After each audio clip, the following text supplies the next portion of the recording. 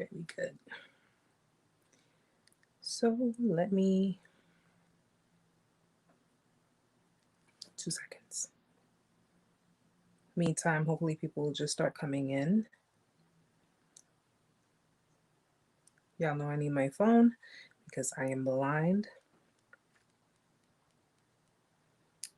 All right. Well, Green, when you catch the stream on YouTube, um, no worries. Don't worry about it. Thank you, but no worry about it. Hopefully next time you can make it to the next live. Okay, let's get this party started. So guys, welcome to Intuitive Vibes Narc Survival 101. It's your girl Erica here. For anyone who is new, just reaching the channel, please stick around. You may hear something that you need to know. I mean, anything pertaining to your situation. And of course, to all of my regulars, my vibe tribers, welcome back, guys. I know a lot of people during chats like to wait until more people enter the room, but I'm one of those who likes to just get started on it because it does stream, and you do have people who, you know, who watch it on the stream, on YouTube, on Facebook, and they kind of just want everything to get started. So welcome, guys. Welcome to this week's live chat. There's been a lot going on, but we're going to get into that a little later. In this week's live chat, what I wanted to talk about was a few things, actually. A few things that I really feel that are extremely important. And of course, this can be for anybody who's just going through a narcissistic discard, who is just leaving a narcissistically abusive relationship, a domestically abusive relationship, and of course, people who are dealing with narcissists in their family. Okay. Narcissism does not limit to romantic relationships. It could be family members. It could be friends. It could be at work. It can be pretty much anywhere. Hey, Amanda. Yeah, he couldn't make it, but he's going to catch it on the stream. So hopefully he'll be able to make it to next week's live if he's able to. So some of the things that I wanted to talk about is it's going to be general stuff, but it's important. And I think anybody who's going through the motions of either dealing with a narcissist, dealing with a sociopath, dealing with people who are just all in all toxic, guys, these are things that we do need to keep in mind. These are things that we do need to continuously embed in our minds as far as giving ourselves reminders as to why we let these types of relationships go, why we need to cut certain people out of our lives, because it can be extremely detrimental to your health, your physical health, your mental health. It's just extremely detrimental to deal with people like this. So the first thing that I wanted to talk about was their pathological jealousy. Now, pathological jealousy, if you're in a relationship, a romantic relationship with a narcissist, they're inherently jealous. It's part of their insecurities. It's part of pretty much who they are and pretty much how they've lived throughout most of their lives. But it's basically in romantic relationships, pathological jealousy is pretty much, it's kind of like you don't really feel like you're in a relationship with the actual person. You feel like you're in a relationship with either a mother figure or a father figure, where it's pretty much they're just veering towards that control. It's like, something, if you are wearing a certain shade of lipstick, or if you're wearing certain clothes, or even if you're attracting attention from the opposite sex, you're attracting attention, not intentionally, by the way, but you're attracting attention, they instantly get jealous. If you're considered to be a little too friendly, you have friends, whether if you're a guy and you got female friends, or if you're a girl and you got male friends, they are constantly basically monitoring. They're monitoring who your friends are. They're monitoring. I'm sorry. Raphael, do you know about spiritual narcissists? Unfortunately, I do. Unfortunately, I do. Spiritual narcissists are the kind of people that they basically hide behind religion. So what they generally do, I mean, they're just like any other narcissist, except they use religion as the cover up. Okay. Spiritual narcissists are the kind of people that, they go to church. They claim to be very spiritual. They claim to be, they don't say flat out, but they give that impression, I'm holier than thou. Like, I could do no wrong. Look, I go to church. I'm a God-fearing woman, or I'm a God-fearing man. So, can they try to basically throw people off their trail by hiding behind religion. But spiritual narcissists are the kind of people, when they do go to church, these are the kind of people that are they it's all about attention, Raphael. That's really what it is. It's all about attention. So if they go to church and, they're portraying someone who believes in God, which we know these types of people, though they claim to believe in God, they deal with other works. They deal with other, other things, other unnatural things. They use their resources. They'll use their mask. They'll use pretty much that superficial charm to pretty much play people within the church. So they'll act as if they are contributing. They'll act as if they're doing, a lot of work. They'll try to get involved, but they get involved within the church to gain narcissistic supply, which is the admiration, attention, things to that effect. Spiritual narcissists are the kind of people that are very deep down inside, deep rooted. They're evil people. They're very evil people. They're not the kind of people these are the types of people that where you have female spiritual narcissists, they're, clearly with the Jezebel spirit. So that in itself is, they go to church to either, manipulate people, try to attract people, try to pose as, I'm a God-fearing woman, looking for, a God-fearing man to, possibly have a relationship with, to have a husband and so forth and so on.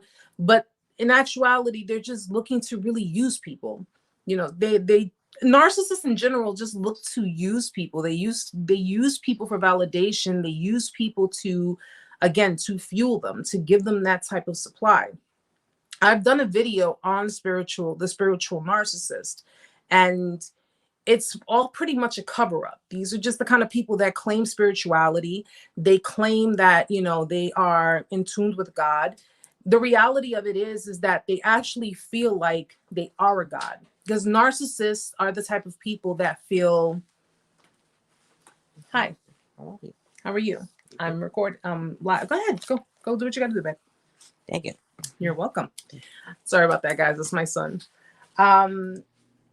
They feel like they're basically, hi, Lori. How are you, sweetheart?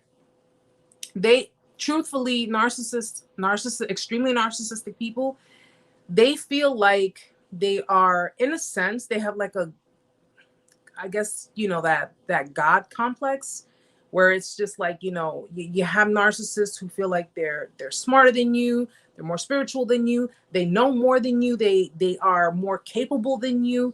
It's just all about, no matter what aspect we're talking about when it comes to narcissism, it's all about giving them admiration, giving them credit, giving them attention, giving them just feeding them, fueling them. That's good, sweetheart. I don't know if you got my email, Lori. I emailed you back responding. It's been so hard to keep up with my emails, guys, because I've been so like crazy, so busy with so much going on. But anybody who has emailed me, if I hadn't gotten back to you, I will respond to you. It's just going to take me a little bit because I have had a lot happening. But Raphael, I would just strongly advise that you look at that video. It's on my channel, on the spiritual narcissist, and it gives you signs of a spiritual narcissist. Again, these are just the type of people that they use the church. They hide behind the church to utilize their manipulation. A lot of people are familiar with the church. One of the reasons why I don't go to church is because of the hypocrisy. And I'm not talking about the church itself. I'm talking about the people who attend. There's a lot of hypocrisy going on within the church. And people who, a spiritual narcissist is no different than a regular narcissist, except they're just doing things in the confines of the church. They're if you really think about it, they're using God as clout. Like they're using God as that step stool, that step ladder, as to where, something, nobody would suspect I'm a narcissist because I'm a Christian. Nobody would suspect I'm a narcissist because I attend church regularly. Nobody would suspect the kind of things that I do because I'm hiding behind God. And I'm at the same time, simultaneously, I'm using God as my front while I manipulate people, while I do the evil things that I do, because narcissistic people, narcissists themselves, they're just truly deep down, genuinely, I'm going to say genuinely, because there's no other way to describe it, evil people. They don't care about anybody else's feelings. They don't care about anybody else's needs, wants, nothing. They don't care about anybody else but themselves. And these are the type of people that'll go so low that they use God for clout. They use God as a cover up. And even though they may fool people within the church, and they fool people with their, throwing out, spewing scriptures and things to that effect. Because remember, narcissists are studious people. They study. So they will study the scriptures. They will study certain things, but they're not doing it from a genuine place. They're not doing it because they genuinely want to get right with God. They're doing it because they genuinely want to manipulate people within the church. How many times have you gone to church and there's always been some type of drama, or there's always been some type of, gossip going on, and a lot of the time, I'm pretty sure there's probably every church, because you have pastors that are like that too, guys. It's not just people who attend the church. It's people who run the church. You have so many different types. Oh yeah, absolutely, Raphael. And that's why I avoid going to church. I'm like, listen, my church is my home. I believe any true God-fearing person knows that though it's ideal, because you do want to go to a place where like-minded people worship God. You want to go to a place where you're going to be comfortable enough to and trusting. You want to trust people. You want to go to church, because you trust people that, we're all here to worship the same God. I've decided to just do it at home. I do it at home. God knows where my heart is. God knows, I fail, I falter. I am not perfect, and I do not ever claim to be, and it's really just generally what's in your heart. God can read your heart. God knows where you are. God knows who you are. So anybody who is a spiritual narcissist, they can run that game if they want to. That's on them. They can do it all they want. But at the end of the day, God will reveal them to everybody. So you just gotta, kind of try to avoid those types of people. And if you do go to church, if you do attend church, definitely try to avoid them, because trust and believe, narcissists, especially if you are teaching yourself, you're learning along the way. You're learning the different signs and the different tactics and the different mannerisms, the different ways, they talk, the different types of the different types of words that they use, everything. With you teaching yourself and you actually, self-educate, you will be able to, they stick out like sore thumbs. They stick out like sore thumbs. So you can't miss them. You cannot miss them at all. Hey, Frank. That's good. Thank you, Frank. I'm glad. Yes, Lori, they do. And at the end of the day, I look at it this way. People who try to, use God as he's not gonna have that. I mean, he sees what goes on in the church. He sees what goes on with people. He sees what's happening. He knows what's going on with these pastors and these preachers and these priests and everything, because everybody has a different religion. Everybody has, different ways of worship. He sees all of this, and all of it is, that's between him and them. But for us who educate ourselves on the whole entire topic, you know, going to church, going to work, going wherever you go, you just kind of like you become so much more aware, and you become so much more instinctual that you're just like an intuitive, extremely intuitive. You're just like, something ain't right about you. Like you could just feel it. The minute it comes into your presence, you can feel it. So, but definitely, Raphael, check out the video on spiritual narcissist, the signs of a spiritual narcissist, because I think if you're dealing with people of that nature, that would probably be the best video for you to check out. But I wanted to get back to the pathological jealousy.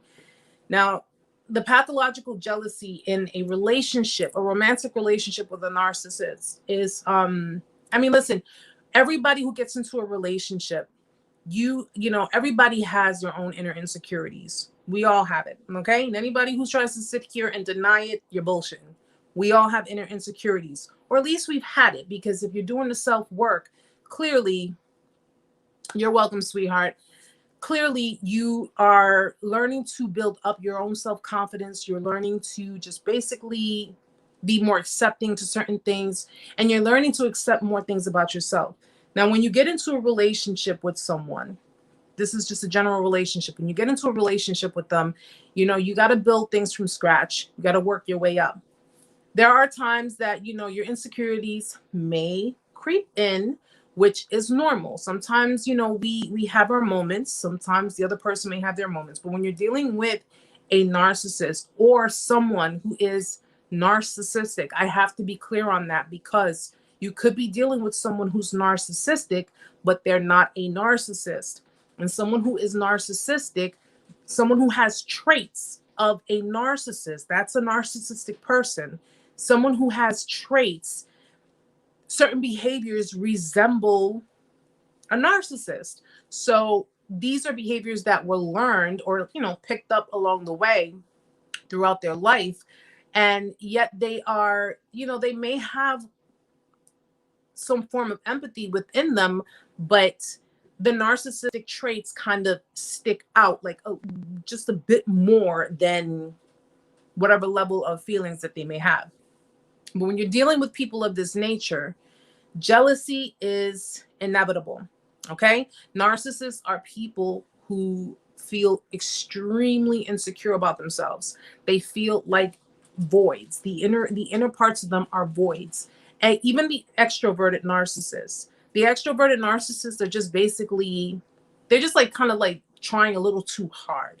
They're trying a little too hard to show you a facade, but deep down inside, they're internally insecure, jealous people. Okay, but they can't let you know that. They can't let you see that. Vulnerable, introverted narcissists, those are the ones who don't mind using their vulnerableness in that sense of, I feel like a crappy person. I feel like, you know, I feel like shit. They don't mind showing you those things because they're going to get validation. They're going to get narcissistic supply from you in that form. Extroverted, the more, you know, flamboyant narcissists, they are the ones who really put on that mask and really try to show you that they are more special, or like slightly, you know, you take it as you're a bit more special than anybody else I've ever dealt with or anybody else. Like they really just lay it on thick.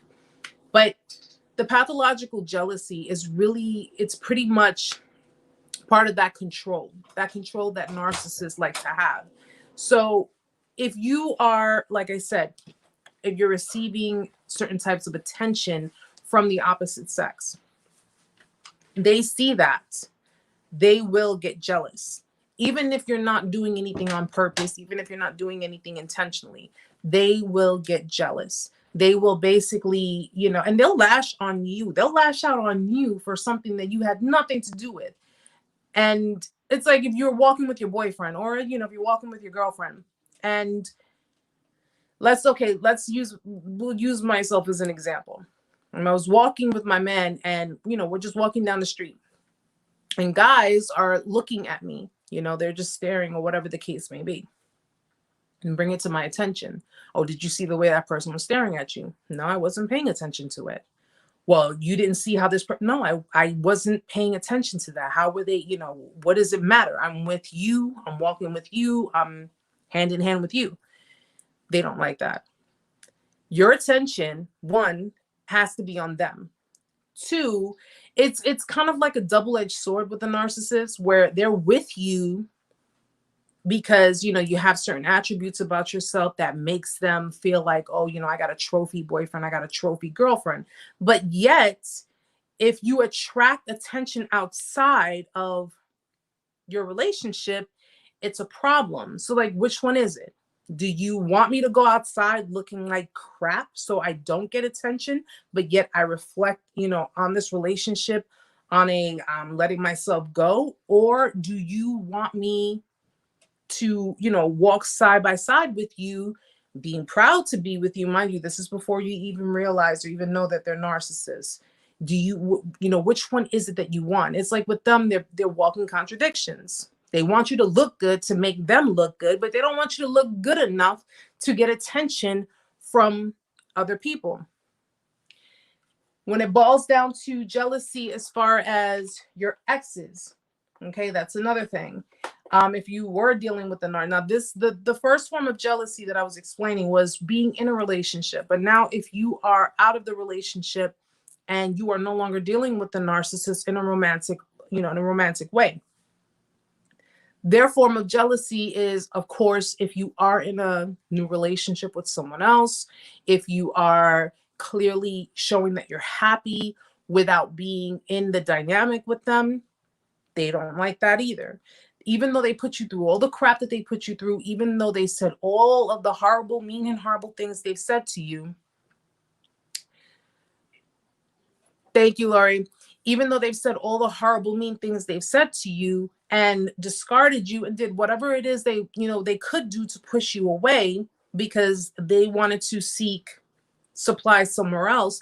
If they see that you've moved on, if they see that, you're just living your own life, you're doing your own thing, and you've managed to do these things without them, that sparks jealousy too.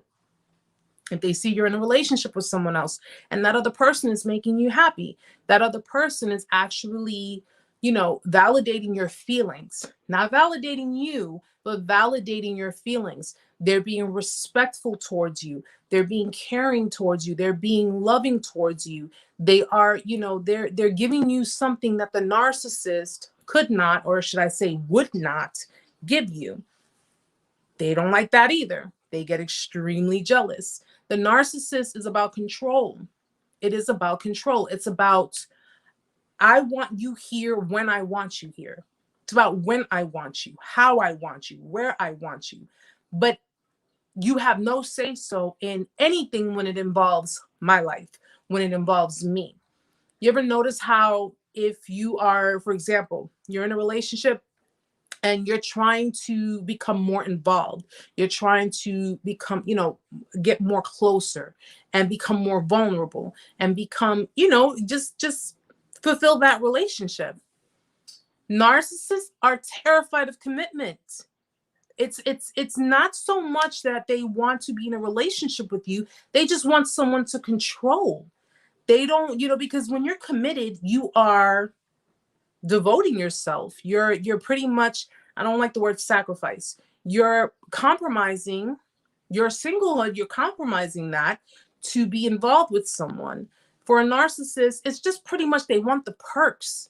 They want the perks. That's all they want. They don't want you to have any kind of say-so in the dynamic. They don't want you to have any kind of say-so when it boils down to their life. They don't want any of that. They just want the perks that come with the relationship. So it's like, you know what? Hi, Carmen. Hi, sweetheart. Welcome. It's, I want you here when I want you here. I want certain things from you.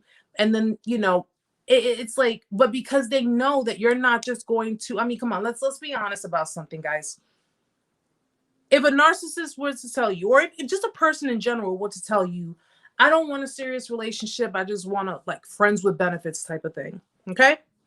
Knowing that you're the kind of person who wants, who doesn't do that. You like relationships. You like to have a dynamic with someone. They know for a fact that they were to tell you, I don't want to really be with you as far as be involved emotionally with you. I just want the perks that come with a relationship. So it's like, you don't want a relationship, but you want relationship benefits. That's what they want. They don't want to have that connection. They don't want to have that commitment, that bond in that sense. They just want the benefits of a relationship. And they know that if they tell you something to that effect, you're not going to go along with it. You're not going to agree to any of it. You're going to say, no, go find somebody else, go do, because narcissists, listen, it's very, very hard for them. It's very hard for them to because it takes a while. They have to groom people. They have to groom someone to form fit what it is they want.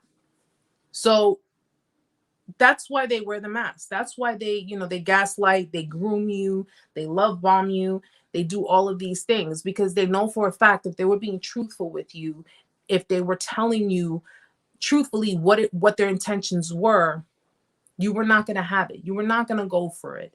And that is pretty much why throughout the entire time of the beginning of your relationship, I would say probably landing into the middle, unless you dealt with someone who was kind of, their true selves were kind of peeking through. During up to the middle of your relationship, everything seemed like a honeymoon. Everything seemed great. Everything seemed like it was, you were seriously committed with this person. You were seriously involved with this person. But the reality was that part right there, that part was just them, playing a role. I want something out of you, but in order for me to get that out of you, I have to be this way towards you, because I've learned that people who want relationships, people who want something serious, people who want to have something genuine, this is what they want. You have plenty of relationship experts out there who are, giving advice on what to do, giving advice on what to say, how to act, and so forth and so on. You think they don't watch these types of videos? You think they don't sit there and watch or read or learn how to, because it's pretty much grooming. That's what it is. It's pretty much grooming. So though you have people in the world who want to have a relationship, don't know how to go about it, and they do need that push, they need that help. That same content that's helping those people who are, a little insecure about their approach when it boils down to starting a relationship, narcissists are studying that too. They're studying the same exact thing. And they're basically just throwing in their own little ingredients on how to groom a person, and how to, people say you're not meeting the real person, you're meeting their representative. That's exactly what it is when you've met a narcissist. You're not meeting that real person, you're meeting their rep. You're meeting the person that they have portrayed themselves to be. Hi, Magnificent. Welcome, sweetie. Raphael, when does a narc get their punishment in life? That's hard to determine. It's first, I like I told you guys, I don't make excuses for narcissists. I don't make excuses for the things that they do. Okay. Because at the end of the day, someone who does not know how to love still knows right from wrong. Okay, so let's just be very clear on that. They still know right from wrong, even if you don't know how to love another individual. Their punishment, first of all, their punishment started early on in life. Their punishment started way early in life. It started with their parents or whomever took care of them, whomever was their caregiver. That's when it started. It started in that whomever raised them pretty much programmed them, modeled them to be the way they are. They've pretty much conditioned them to believe that it's okay to hurt other people if it means, I don't want to even say hurt other people. It's okay to, by any means necessary. Okay. It's okay to get things in life by any means necessary. But because their caregivers were not emotionally attached to them, did not properly nurture them. Okay, they were unnurtured people. Narcissistic people, emotionally unavailable people, emotionally detached people are not nurtured people. These are people who were not nurtured primarily by their mothers. Okay. Their mothers had no emotional attachment with them, because the first person they see when they come into this world is their mother. The first person they're going to attach to is their mother. Now, if you have an unattached mother, if you have an emotionally detached mother, and she's the one who is primarily responsible to teach you how to be emotional, how to be vulnerable, because your dad is obviously responsible to teach you how to be, if you're a guy, teach you how to be masculine, if and just not like macho, but just to teach you how to be a man. And if you're a girl, they're supposed to be that strong, that that foundation, like that primary male foundation in your life, to teach you how to decipher certain things when it comes to men. I mean, our parents have different roles and they have different qualities within them that are supposed to teach us certain things. Hi, Lori. How are you, sweetie? So because these caregivers did not teach their children how to properly, one, they didn't teach them empathy. Two, they did not teach them emotional attachment. Three, they pretty much abandoned their children emotionally and mentally. Okay, that's when it pretty much originated. They abandoned their children emotionally and mentally. And if you are dealing with someone who's a narcissist, chances are one of their parents, possibly both, but at least one of their parents is a narcissist. One, at least, whether it be mom or dad, one is a narcissist. And that person pretty much took up after the abuser, took up after the narcissist, basically picked up the habits, and of course was manipulated throughout their life by that narcissist in their life. Okay, so because that narcissist manipulated them, that narcissist pretty much projected onto them, that narcissist pretty much, just fed them all kinds of nonsense, because someone growing up in a home with a narcissist is dealing with all type. I mean, listen, you dealt with a narcissist, so you know what the abuse is about. You know everything that was projected onto you. That's exactly what the actual narcissist had gone through with someone else who's a narcissist in their life. And they just picked up these behaviors. They picked up these patterns and they pretty much applied it through their life. They pretty much, hey, it's not doing me, I'm hurting other people, but I'm getting away with it. I'm manipulating other people, but I'm so good at portraying myself to be the the humble, sweet person of the community, and I'm so good at manipulating everyone to being my flying monkeys, to being, on my side. Why am I going to stop? I'm getting everything I wanted. You understand? A narcissist is pretty much someone who is, and one of my subscribers asked, are they aware? Are they aware of what they're doing? Are they aware of the pain that they're causing? Are they aware, like, are they conscious? And listen, anybody can tell you, like, from a psychological standpoint, from a, I guess, professional standpoint, well, they're not conscious. There's a part of the brain, blah, blah, blah, whatever, boom, boom, boom. I think it's bullshit. I think they are completely aware of what they are doing. You have to know if you are going through narcissistic rage by the look on that person's face, okay? If a narcissist is going through narcissistic rage and the person who is receiving that narcissistic rage is giving the narcissist a look of fear, of panic, of what the hell just happened and what am I going to expect? You have to know. You have to know. And how they do it is they do all of the things that they do, and then some time will go by, and then they will reconnect with you acting as if nothing happened. Oh, well, I've explained this before. It's like, on a Monday, they go completely ballistic.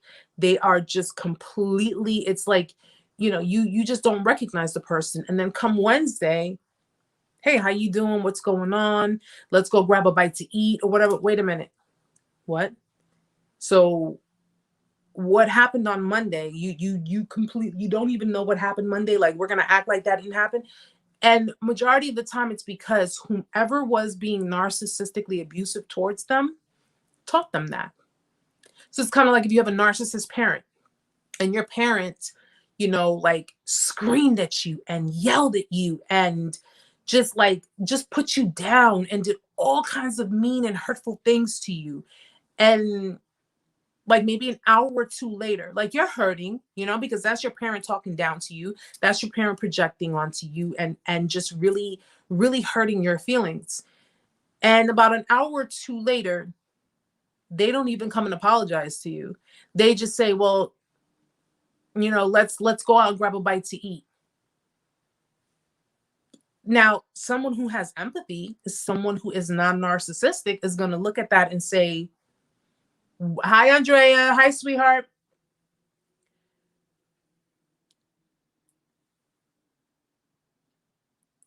Hold on one second, guys. I'm sorry. Lori, my mother was the emotional abuser and my father, the physical abuser. It makes me guilty knowing I'm pushing my kid away. Well, you know what? And Lori, if you feel guilty, listen, narcissists don't feel guilt. Okay? They don't feel guilt. If you feel guilty because of whatever the history is between you and your parents, and you're willing to work on the fact that you don't have, if you are pushing your kid away and you're struggling to have a connection, that you're right, it's not narcissistic. Because you got to remember also, you could be suffering CPTSD. If you've gone through an extensive amount of abuse with your parents, you could be suffering CPTSD. And CPTSD can have a long-term effect on people. PTSD, though it's like CPTSD, but it's totally different. It's pretty much, CPTSD is the end result of an extended, prolonged period of abuse. So if your parents were physically abusive, emotionally abusive, mentally abusive towards you, if they were detached from you, if they were, it's a lot to take on. And when you have children, it's kind of like when you have a child and you have postpartum depression. I went through it for a little bit. After I had my son, I went through a form of postpartum where at one point I felt really bad because I should be enjoying my newborn child and I couldn't even carry him. I couldn't even hold him, But if you feel, that sense of guilt, if you're feeling bad for not, for having to struggle, it's a struggle. Understand something. This was something that was passed on to you. So it's not like you are, intentionally pushing your child away and you don't give a damn about it, or you're not being, an emotionally connected mother with your child and you're just like, it is what it is, and you're normalizing it. You're not doing that. What you're trying to do is you're admitting to it that that is something that you do. And there, obviously, you see there is a reason behind it. But as long as you're working on it and you're trying to fix that, you're trying to work on that, and you're trying to connect with your child, it's just going to take some time. It's just going to take some time. It's not that you don't love your child. It's not that you don't appreciate your child. Narcissist parents don't appreciate their children. They don't care about their children. They don't care about the emotional well-being of their children. They don't care about the mental, the psychological well-being of their children. They just think they're pretty much, I'm about myself. This is, and my children are pretty much in this world to serve me. Do as I say when I say it. Give me one second, guys. Andrea, that's my ex Narc to the T. Never apologized, acted like nothing happened. Yeah, because it's if you guys caught my video that I did yesterday, they don't take accountability. They don't take responsibility for what they do. And much like I was talking about the pathological jealousy, if they became enraged because they have jealousy, they'll blame that on you too. They'll blame their jealousy on you. They'll blame you for making them jealous. Like, what? What did I do to you're jealous? So because you're inherently jealous, that's my fault. And of course, they will try to find any way to justify them being jealous and blaming you for them being jealous. Exclusive. Do you believe that they're stalking you and you just don't know it? Why would a narc get multiple supplies after you, the primary source, discarded them? Is it because they can't find somebody who qualifies to be primary? Well, as far as the stalking, I mean, it's possible. It is possible. I have given reasons on why. I've done a video on reasons why a narcissist would not, would not hoover in that, because if we're veering towards that, a lot of the time they may, they may periodically check in on you as if they have new supply. They may, they may stalk you. They may stalk you while they're dealing with someone else. But if they're stalking, it's a big possibility. They're notoriously known for doing that. But is there a guarantee of it? No. And if a narcissist, is not stalking you, because it's probably because they have other forms of supply occupying their time, that they're not really thinking about you. They're pretty much embedded in whatever that supply is. Now, you said, why would a narc get multiple supplies after you, the primary source? Because narcissists like to basically, they like to keep a harem. They like to keep a harem of people, because if the next form of supply that they did, let's say, discarded you for, or they've pretty much, if they just pretty much went their own way because they thought the grass was greener, what they like to do is they like to have backups. So if that supply doesn't work out, I have another one. If that one doesn't work out, I have another one. You understand? So it's pretty much where they have to make sure that everything is pretty much being filled up. So if this doesn't work, then I'm going to try that. If that doesn't work, then I'll try that. If that doesn't work, you understand? And then it might boil down to, if none of the supply works for them, they might try to hoover you back. Again, it depends on where you two stand.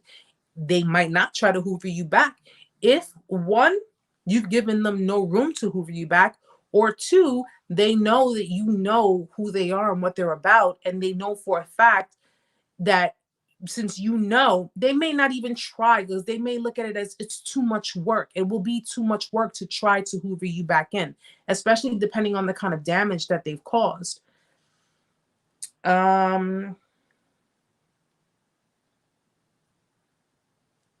me see.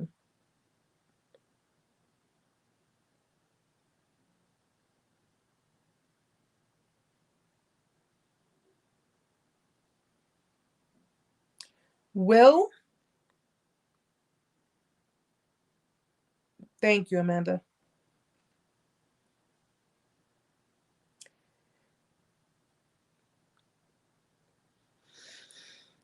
Okay, so we're gonna ignore that, guys. We're gonna ignore that. This is not a place where people need to come in and do. We don't bash. You guys already know my rules. We don't bash, and we don't do that to people. Okay, so Andrea, don't worry about it, sweetheart. We got you. You're welcome. Lori, you're welcome. And like I said, something, at least you admit to it, and you, as long as you want to connect with your child, you really, really want to, you just find a struggle to do so. Trust me, it's gonna happen. It's just gonna take a little time. That's all. And even if, at the end of the day, even if you, maybe, I don't know how old your child is, but maybe you might want to go to therapy together, because that also shows that you want to take those steps. You want to be a part of your child's life. You don't want to be like the people who have raised you. Remember, guys, I told you, narcissists are the kind of people that can raise other narcissist kids, or they can raise codependent kids, in that they're just yearning, they resonate more with their abuse, not the abuser. Narcissists, they relate more to the abuser. The opposite of a narcissist, we just relate more to the afflictions that we received. So, Lori, I do hope that it does. I do hope it does work out for you on that. Okay.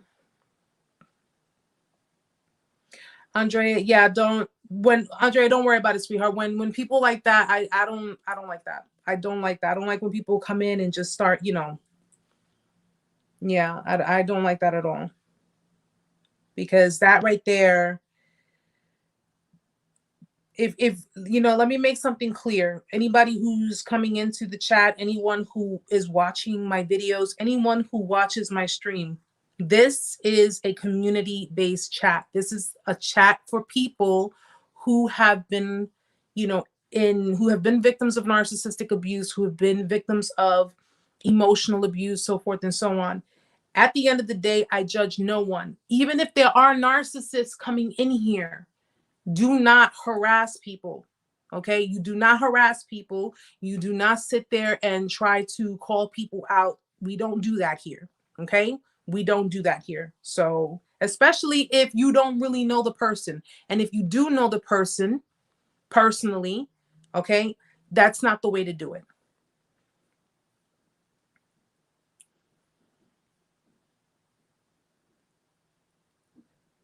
Yeah, Andrea, if in case, I don't know if you know him, or whatever the case may be, just if you can block him so he doesn't, because that's not the intention of the chat, guys. The intention is to help educate and hear people out. I just don't like stuff like that. I really, really don't. Because at the end of the day, it's all about healing, right? It's all about, just oof. He just gave me like an icky vibe. I don't like that. I really don't. Okay. And I don't like, having anybody who follows the content and who's been supportive of the channel and who's been supportive of helping victims and survivors. I don't like people being harassed either, which is why I keep, I think I'm gonna, if anybody else wants to be a moderator, I have Amanda, but if anybody else also wants to be a moderator, just to let me know.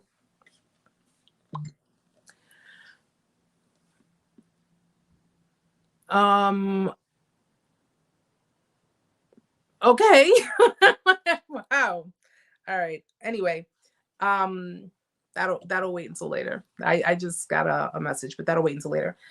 Anyway, guys, don't pay no attention to please don't pay any attention to that. All right, Andrea, we got your back, so don't worry about it, sweetheart.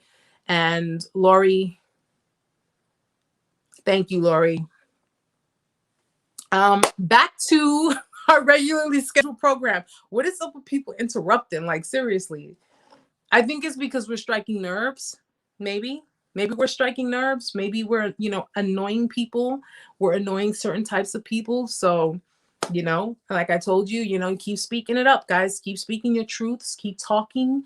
Keep, yell it from the rooftop if you have to, because you have nothing to be ashamed about and you got nothing to worry about. Because at the end of the day, these types of people couldn't even confront their own abusers, let alone they're not going to confront you when you're already in your healing and you're already thriving and striving. So pay them no mind. Okay. Ryan's, do you think black sheep can become forgotten children at moment still in the household? Unfortunately, this is why I asked the question. May help someone else like me. When it boils down to the different roles of children, roles get rotated. So the black sheep, the black sheep is usually one who's been scapegoated. Okay. Usually, I'm sorry, guys, is usually one who's been scapegoated, but the roles of the children can be flipped around, can be reversed. It could be anything. It could be anything.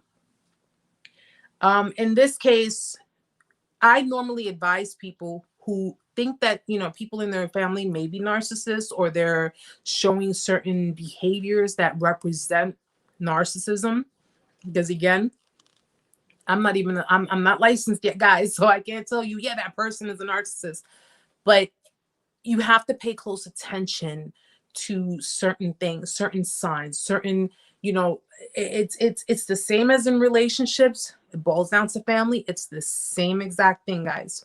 You pay attention to how they're speaking to you. You pay attention to gaslighting, because they love to use gaslighting. Okay.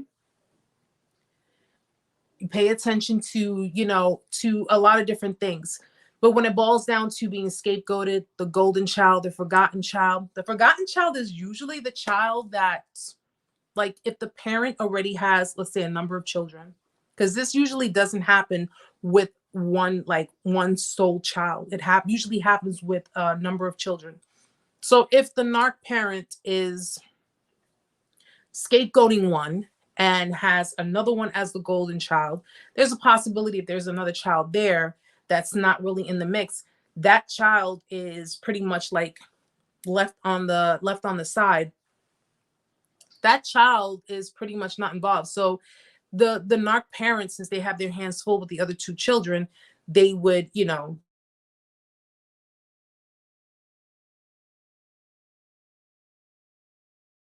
it's ringing. I gotta start putting my phone on do not disturb. But the narc parent will rotate the roles with the other two children. That does not exclude the lost child, though. The lost child can get thrown somewhere in the mix. So when it boils down to a narcissist parent, if they are looking to target their children, or if they're looking to target a certain child or a certain, you know, they will do what is necessary for them to do it. And if they want to, you know, reverse the roles, if they want to rotate them around, they will do that as well. Hi Heather, I'm glad you can make it. Lori, black sheep have the great majority of you guys are black sheep. You know, you kind of go into that, you fall into that role, because especially if you've been scapegoated, if you've been consistently scapegoated by, if you have a narcissist parent and you've been consistently scapegoated by this parent or by both your parents, at some point you kind of go into that role. Scapegoats can also turn into narcissists. So, you know, the ones who are more empathetic, they're more like, you know, I can see through the bullshit, I can see through the nonsense. Those are the ones that eventually turn black sheep. The other ones that are just kind of taking the beatings, and it's becoming, you know, it's making them become, because you have people that get so abused, they actually become like the abuser. Those are the ones who can turn into narcissists. Those are the ones who basically are they're becoming the person or the people that they resent the most. Okay. If you've ever, I've said it before, I'll say it again. Narcissists are people who resent their parents. They don't know why, though. They know that they resent their parents, but in a way they don't know why. It's like, I resent my mom because, you know, listen, our parents teach us certain things. You know, before we go out into the world and experience life, our parents are teaching us within the confines of, you know, those four walls. So everything we learn prior to like growing up and going out into the world, we learn from our parents.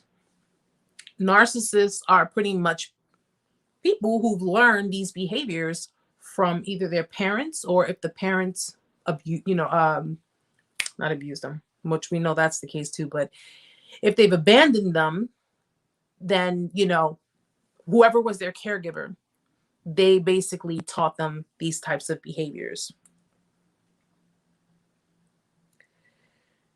Yeah, Lori, they do. They take everything and do everything. Lori, I wish I could be as strong as my parents. You can. First, you know, listen, at the end of the day, if your parents, if your parents, and I'm not saying they're narcs or anything, but if your parents were emotionally detached, if they were, you know, less than affectionate, if they were less than forthcoming, if they were not really, you know, in tuned with you on an, you know, an emotional and mental level, you know, things to that effect. Like if they've just pretty much had that barrier and that wall, That's not strength. Not my opinion. That's not strength. You know, strength is going through what we've gone through. See, what we have is strength. You can go through so much. You can go through so many beatings. You can be, you know, emotionally, mentally, physically, and in some cases sexually abused, but you refuse to be like the person or the people who have done it to you. That's strength. You refuse to be like the people who have shown you, you know, black and white instead of showing you vivid colors. That takes strength because you're creating your own colors for yourself to see. You're basically readjusting your own vision without anybody telling you anything. You're just doing it on your own. That takes strength. You know, to leave a narcissistically abusive relationship or to detach from one, because it depends on how things ended. At the end of the day, letting go, that takes strength. It takes a lot of strength. Being, you know, being able to get up and get on with your life, that takes strength. But people of this caliber, people of this nature, are people who are just like complacent with the behaviors, and they stick with it. They stick with it, and they don't bother to change. They don't want to change. They don't feel like they need to change. They're just like, this is just who I am. This is who I'm meant to be, and that's the way it is. That's the way the cookie crumbles. You know, us on the other hand, we want to get out of that. You have a lot of people who are still in victim mode. They want to get out of that, and they want to become survivors so they can get on with their lives and do what they have to do. Narcissists are victims, guys. They are victims, but they're victims of the abuse from whomever raised them. Now that they are adults and now that they are going through whatever it is they're going through or dealing with whatever it is they're dealing with, now they are victims of their own circumstances because they chose not to change. They chose to still stay stuck on that path, you know, and it's really sad. It really truly is sad because they're missing so much. Like it's to me that's one of the reasons why I try so hard in showing my son how to have emotions and how to be an emotional being, because I'd rather live my life being, you know, with empathy and sympathy and genuineness than being cold and brutal and just like, you know, just disgusted with the world, all because of what was projected onto me. I can't live my life like that. Lori, my mom was emotionally abusive and my dad beat me bad, but I can't do what they did. Absolutely. Absolutely. You chose to say, no, I'm not doing this, you know, to my kids. I'm not going to be like you. You chose not to be like your abusers. You chose to be your own person. And that says a lot. That is strength. That right there is strength. So if you think you're not strong, you're a lot stronger than you think, because listen, the statistics and guys, I got to check the numbers again, but we're probably talking about in the 200 millions probably of people who are victims of narcissistic abuse. Of I don't even get me started on domestic violence, domestic abuse.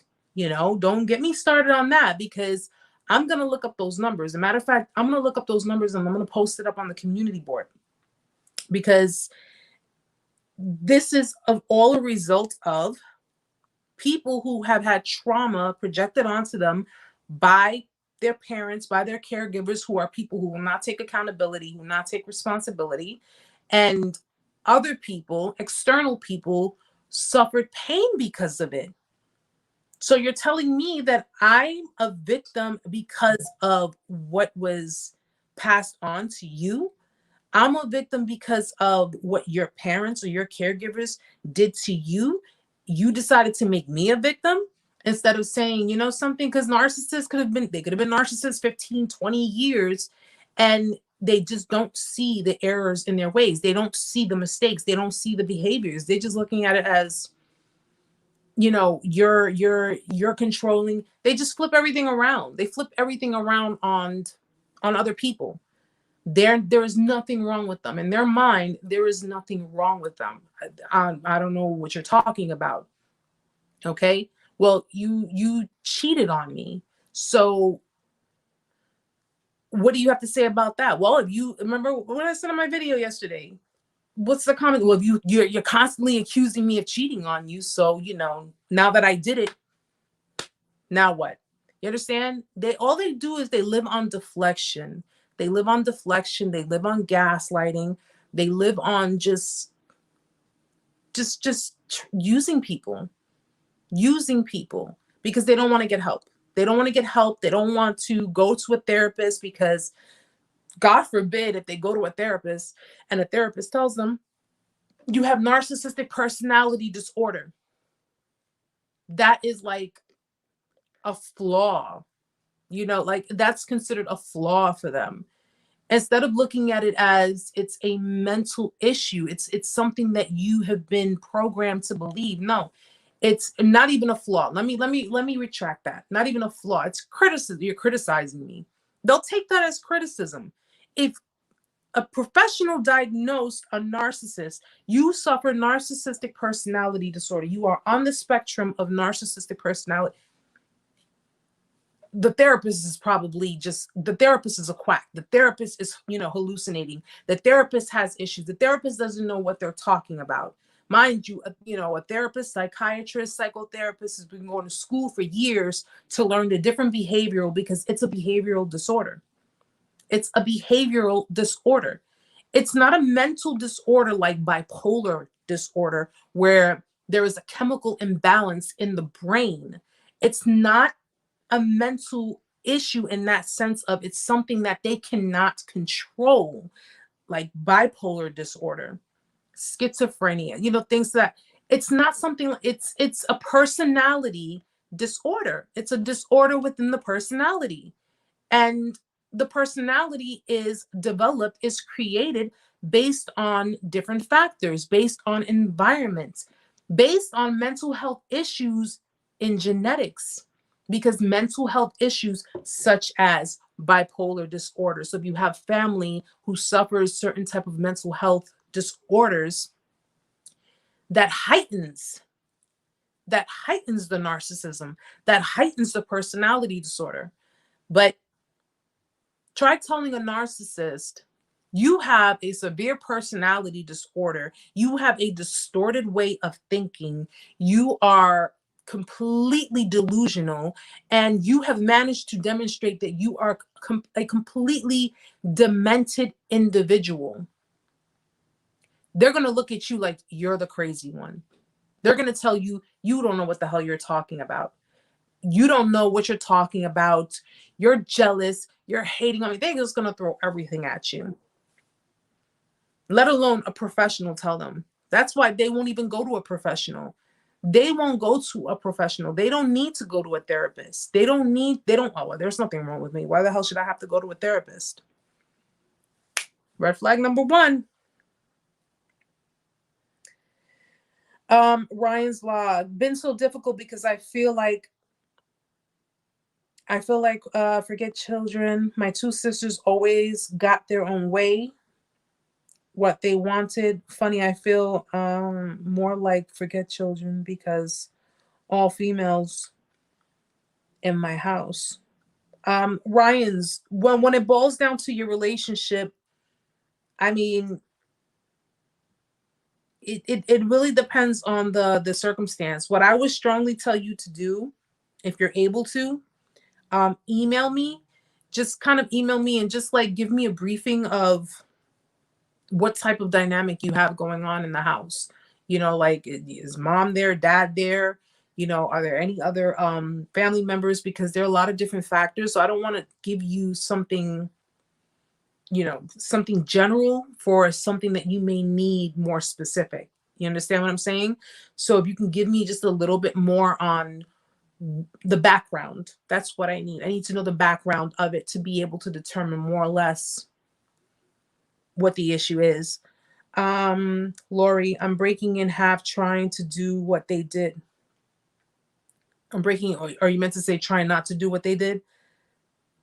I get why they were mad.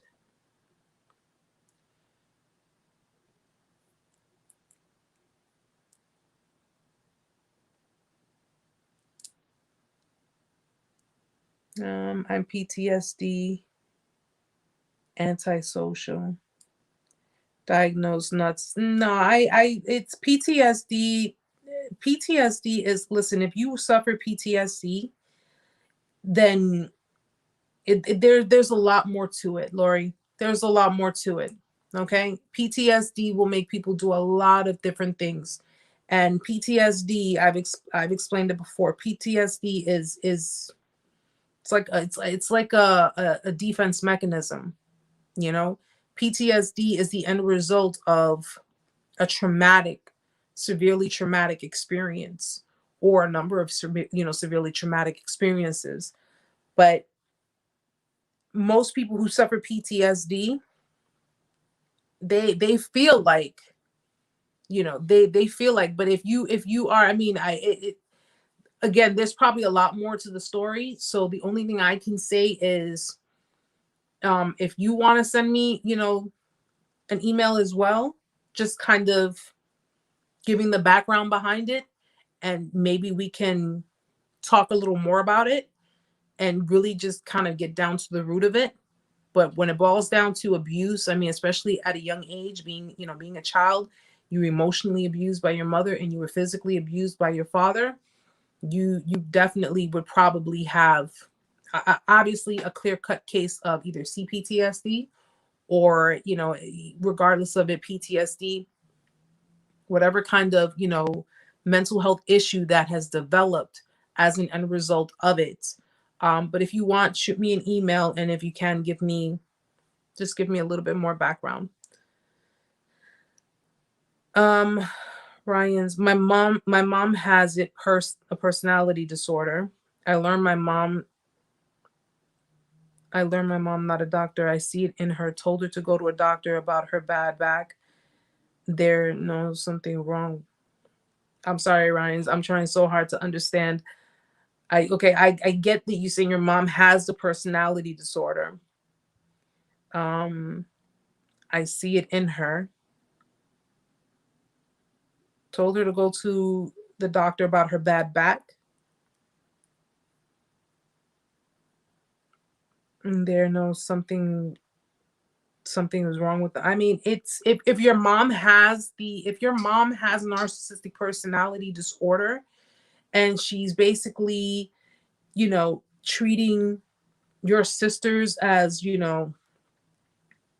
treating them better than you, or attending to them more, or they're, treating them like, they're the golden children. Chances are the reason she's doing all that, and this is, of course, if she has NPD, if she is a narcissist, um, chances are it's because they are doing something in return that's fulfilling her, her narcissistic supply. Okay. And clearly, if you're not doing that, or if you are, and by, hi Butch, hi sweetheart, if you're not complying in the sense of fulfilling narcissistic supply, if they're already doing it and she's got her plate full with them, there is a possibility that she may be, yeah, she may, I mean, if she I don't know if she scapegoats you or not. I don't know. I mean, if you're just feeling like the lost child, and that she's completely ignoring you, I mean, because that's what a lost child is when the parent is just pretty much ignoring the child, and she's just tending to the other children. Now, if she's scapegoating you, that's a different story. So I don't really know, Ryan's, I don't really know what the full background of it is. But it's just so important to get good help, psychiatric or therapy, that's there to actually help you, not just for the check. It's vitally important. At least it was for, in my case. Absolutely. I agree. Getting therapy, there's nothing wrong with it, guys. Getting therapy, getting, professional help, going for, going to, it's like doing a checkup, right? If you do an annual checkup, there's nothing wrong with going to a therapist, just to make sure that, our wires are still good, and we're okay. Because I think one of the problems that people have, like a lot of people have in this world, listen, when people try to connect with me on a very personal level, on a romantic level, They message me, they send me, it's DMs, you name it. And I've said it countless times. I'm not trying to be in a relationship with anyone. And some people are, obviously people are curious as to know why. When I say anyone, I mean anyone. I'm not trying to be involved with anyone.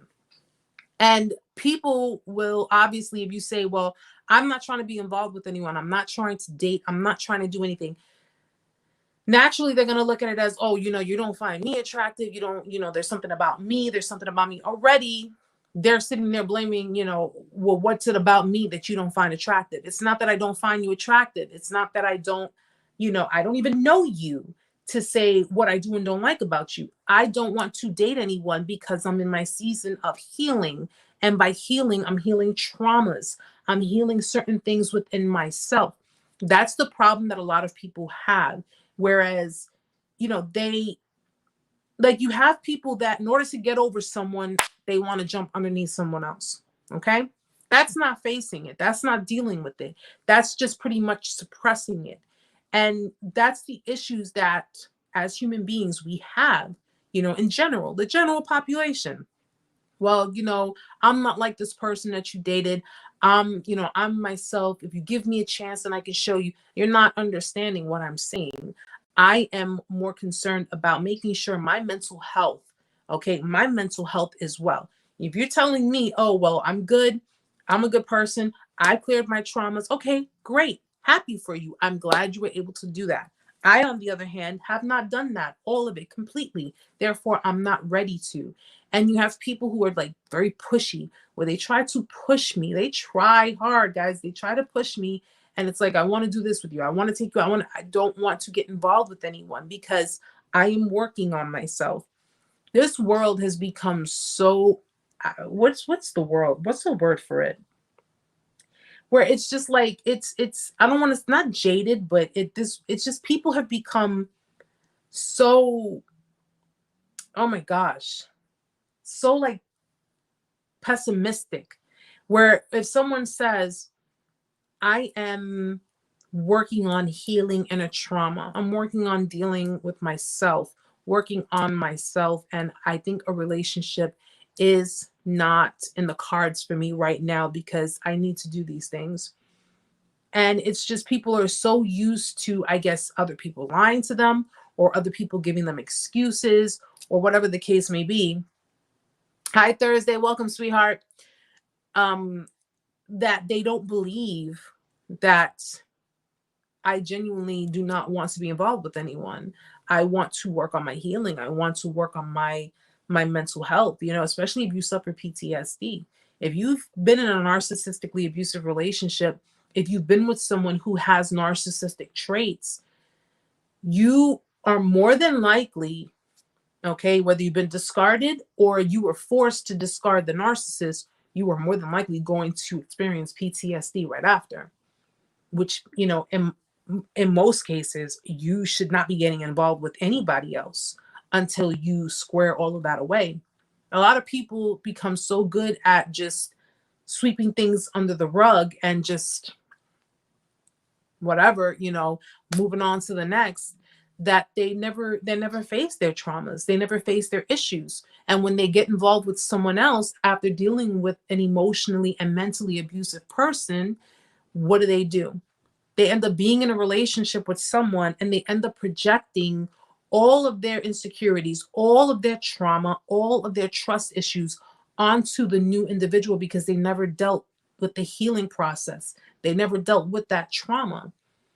People tend to think on the outskirts that when you are leaving a relationship or detaching from a relationship because abuse is abuse, emotional, mental, doesn't matter. Abuse is abuse.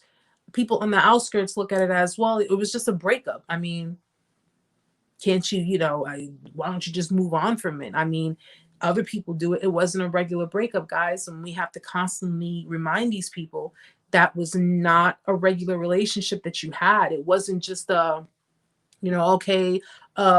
few tears here and there. It's sad to see the person go, but they left and, we got to move on. No, this was a relationship that you had with someone who projected all of their trauma onto you. That's some painful shit, man.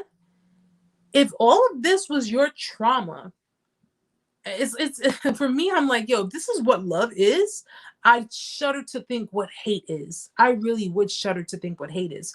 But this is all the trauma, the baggage that they dump onto you because one, they never confronted their abusers. Two, they never went to get the help that they needed to get. Three, they never healed their trauma. And they're walking in the face of the earth, just doing whatever it is they want to do, doing, and it's all at your expense. It was all at your expense.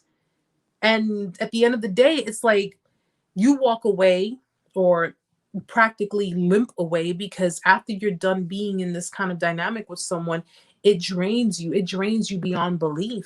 It doesn't even, I don't even know the word, like the correct word for it. It really does. It takes so much out of you that you feel like your spirit is broken. And they just, whatever superficial supply they got going on, or whatever it was that they did you dirty for, because that's pretty much what it is, that was pretty much taking care of them while you were dealing with emotions. So it's kind of like, here's my trauma. It is what it is. You had to deal with that. So now you have to deal with the PTSD of having to take in their trauma and your pain, your own pain. Okay. That's a lot.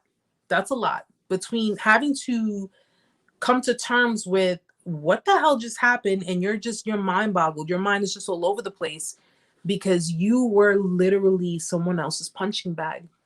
You were someone else's punching bag. You were someone else's outlet. That's all you were. And hold on one second, guys. I'm sorry. My mom only talks to me when she wants to. Feels like she forgot children. I'm in England. Problem in England, South London. I understand you, my friend. You're so real. Thank you. Thank you, Ryans. Hi, Alicia. Alicia, hi, tribe. I've also decided not to date. My healing is important. It's more important than anything. I find it uncomfortable when people tell me get over it or move on. It's my boundary to set. Exactly. It's just something that you want to do. Like you don't want to date. You don't have to date. And if anything, you're being responsible. You're healing. You're doing everything you're supposed to do. So that way, when the time is right, you've learned everything you needed to learn. So you've smartened up, and you can become vulnerable again. And this time, you know what to look for. You know what to tolerate. You know what to put up with and what not to put up with. You know all of these things. But people are so quick to say, well, you guys have been broken up for how many? Okay. What does that have to do with the trauma? Trauma can linger on in you for years. And people can go to therapy for years. You have people to this very day, 10, 15, 20 years, going to therapy for trauma that they have endured. Trauma has nothing to do with the fact that it was just it was just a breakup. No, it was not just a breakup, because that trauma was injected, and now I have to try to release all of that. People who do not understand narcissistic abuse or trauma or traumatic bonding, they will never understand, guys. They will never understand. They're just going to look, they're going to be standing on the outside looking in and just saying, I don't get it. I don't understand. Those are the ones who brush shit under the rug. Those are the ones who are just like, oh, well, it is what it is, and I move on to the next. I can't do that. I cannot do that.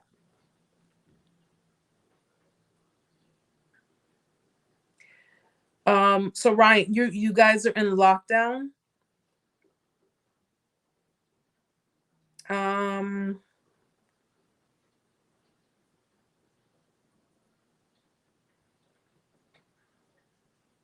Okay, so people, I'm Ryan, I'm reading what you're People not good talk about narcissism. More American on YouTube. Helpful like you, England. Not that good.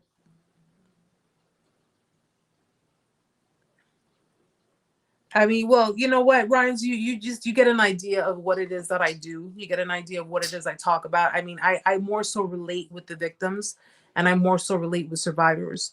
And I'm like a cross in between talking to, talking to the victims and survivors and helping to motivate them to, to move forward with their healing, but also in educating and giving them, the pertinent information.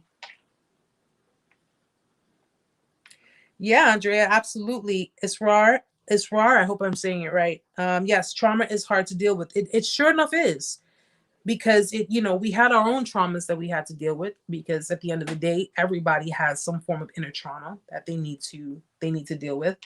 But when you got to deal with someone else's trauma, when you got to deal with someone else's pain, someone else's, and you guys tried your best at the end of the day, because these types of people, and I said it before, it's not that they're incapable of having empathy or they're incapable of loving people. They are fully capable.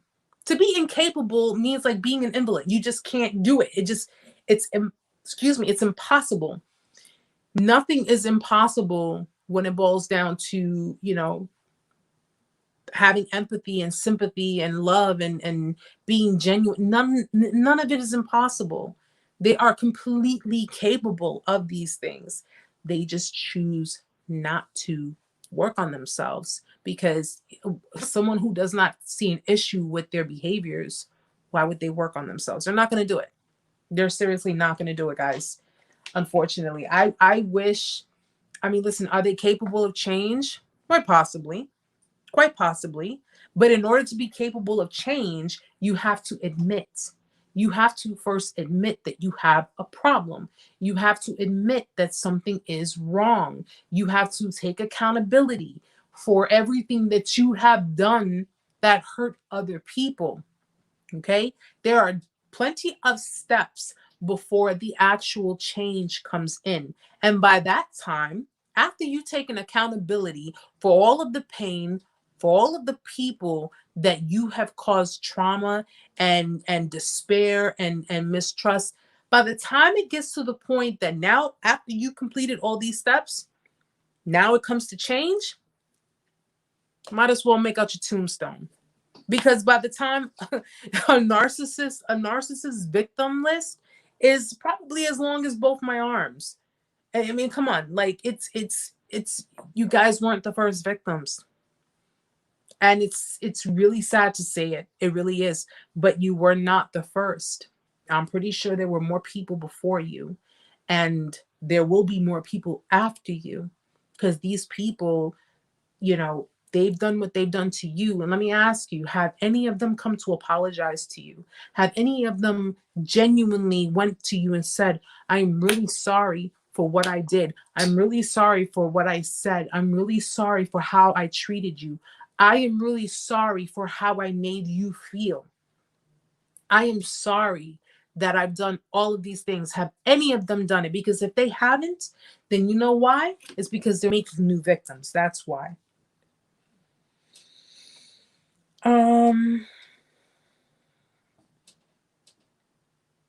Let's see. Trauma is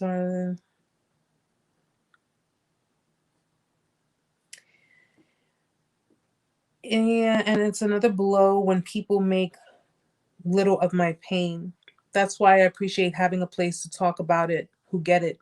People make you feel like you are weak for taking time for yourself. Yeah, yeah. It's to me. Listen, you don't, and even after you've gone through your healing, and you've actually managed to move on, and help even start a new relationship with someone else. Start a new relationship, get married, live a life, to your old age. You don't truly get over it. It's not something that you forget.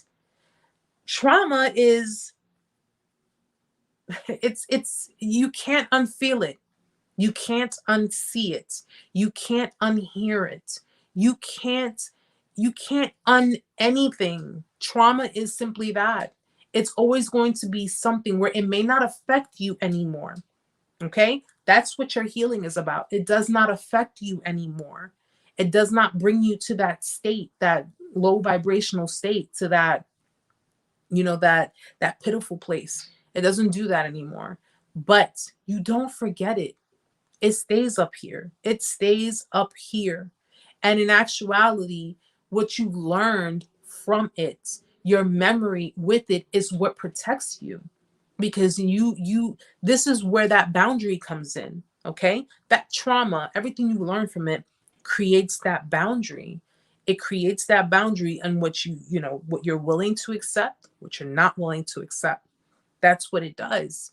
So though it may not affect us anymore, maybe, listen, I'll be completely 110% honest with you. It does not affect me anymore on an emotional level. It really doesn't. But it's still up here, guys. What I went through is still up here.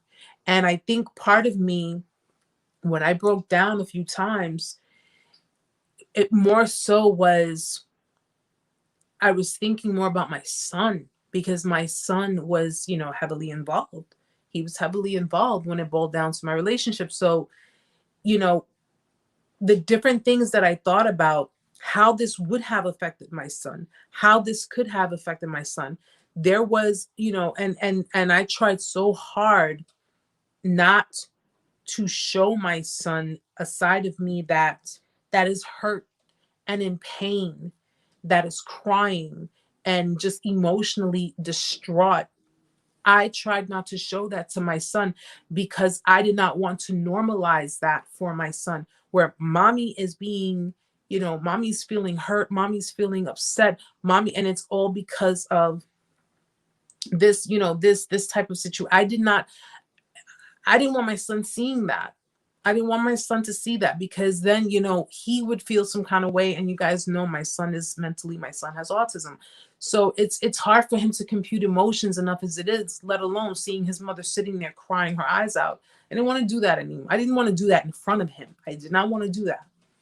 And I thought about my son in the aspect of, listen, my relationship was not perfect. We had constantly argued.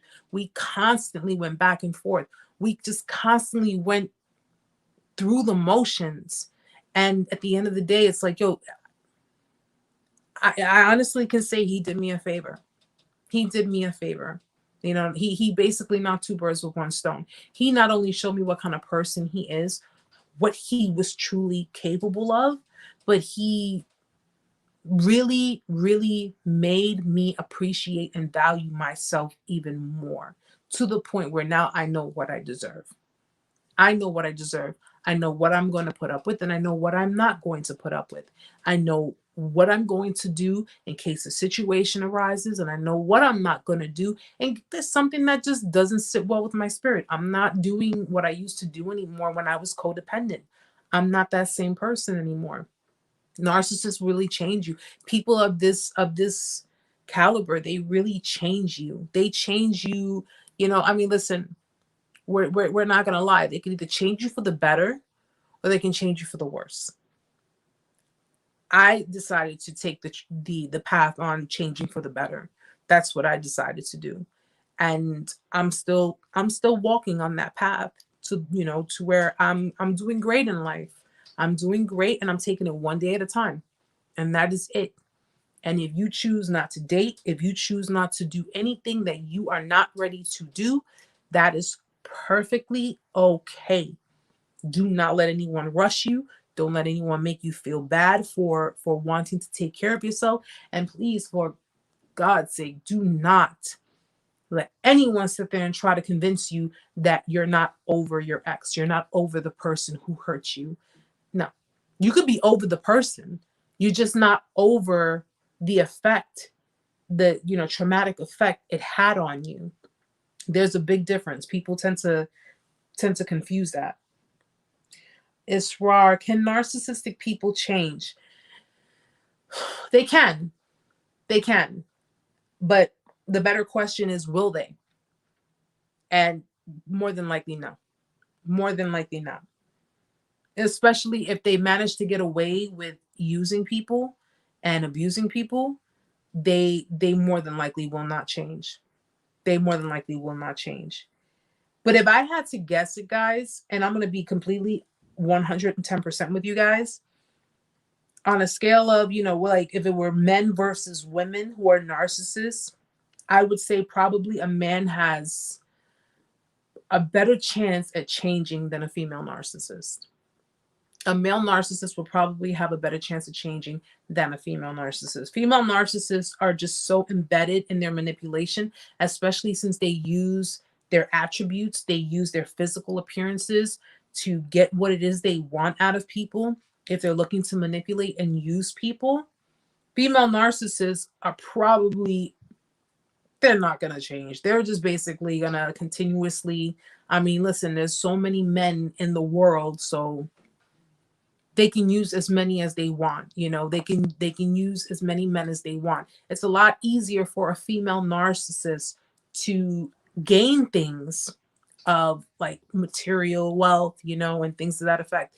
It's easier for a female narcissist to do it as opposed to a man. No offense to you guys. I'm not saying that you guys are incapable, but let's face facts on some things, okay?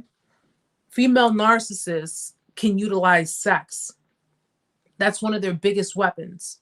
Looking sexy, being provocative, and just they have probably a higher chance of gaining more on a very superficial scale than a man does, which is why their manipulation is so much more precise, so much more meticulous, and they are just so they're listen, we're not giving them credit, but they're good at what they do.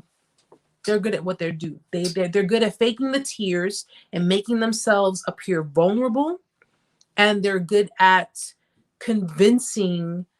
For some reason, they're just good at convincing, especially very vulnerable men. Okay, men who are insecure, men who are internally insecure. They're so good at convincing men of this nature that these men need them. They are out, these females are out of their league, and yet they're still dealing with them. Well, listen, prime example, I'm a female narcissist, and so many different men want me, and yet I see that you're vulnerable. I see that you are insecure, but you have a lot of things that I want. So I'm going to convince you that you need me, and I'm going to convince you that even though all of these other men want me, okay, I'm privileging you with my presence. And they will convince these men. They'll convince them that, that they need them. And the reality of it is that they're just using people. Female narcissists just use people. They use people for attention. They use people for admiration, for validation. They just use people. And I just recently did a video that I put on my Instagram that said why she does not respect you and why she never will. Because men who fall prey as victims of narcissistic abuse, emotional abuse, mental abuse, narcissistic females, sociopathic females, for some reason, I don't know. I mean, listen, and it's not just men, because women do it too when it boils down to narcissistic men. But men who fall prey to this type of manipulation, for some reason, like I've noticed that with men that I've known personally, and I'm like, this person did all of these horrible things to you, and yet you still insist on keeping them in your life. Why is that? Well, Erica, we got to learn to, forgive, and that's what I'm doing. I'm forgiving. No. See, before I looked at it as, okay, well, that's pretty admirable of you, because you're forgiving this person who has lied to you, cheated on you, shamed you, stole from you, put their hands on you, made you feel this big. I mean, like, did the worst to you. You've actually forgiven them. Before I learned about all of this, I'm like, wow, that takes listen, I takes a lot of guts, takes a very strong person to do that. Now and knowing how these females are, how narcissistic females and sociopathic females are, and I'm like, yeah, you got a serious trauma bond going on there, homie, and you need to fix that, because if you don't, she's gonna keep coming back, and every time she comes back, she's gonna go worse and worse and worse. Okay? She came with the bat the first time.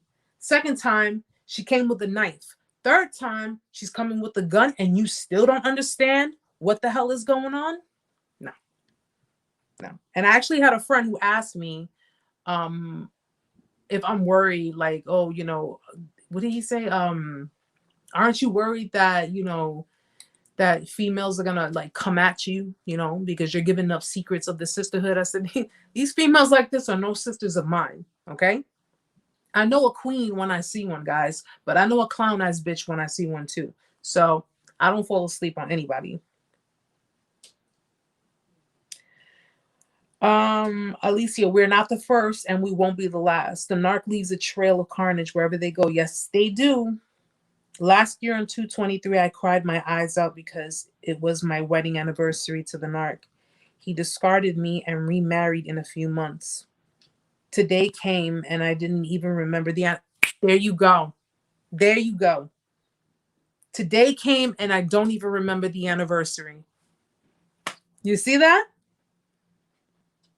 It's a slow process, but the healing comes and it feels good. Yes, absolutely. Heather, and you continue, Heather, you continue your healing. Continue your healing. Continue enjoying doing the things that you love to do. Continue, keeping yourself preoccupied. Just doing the things you love to do, and it flows naturally.